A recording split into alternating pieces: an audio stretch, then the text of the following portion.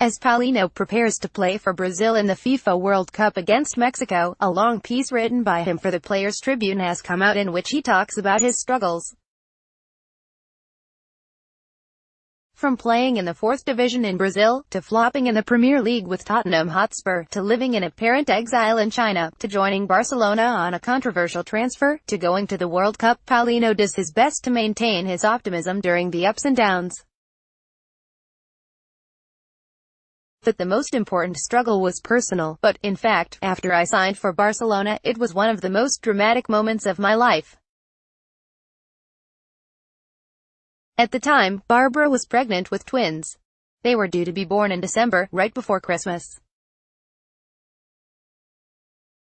One day in October, she told me that she was in a lot of pain and that she needed me to drive her to the doctor right away.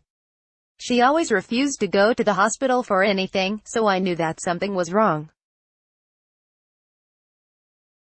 When we arrived at the hospital, they did some tests and took her straight into the ICU. Our twins were trying to come into the world, but it had only been 28 weeks. It was extremely dangerous. The doctors wanted her to hold on for 2 more weeks before giving birth in order to give their lungs a chance to develop. I remember calling my parents back in Brazil and saying, "What will happen? Will they live?" Thankfully, this story had a happy ending. They both needed to stay in an incubator at the hospital for 2 months. They were not strong enough to come home. In those times, football seems very unimportant.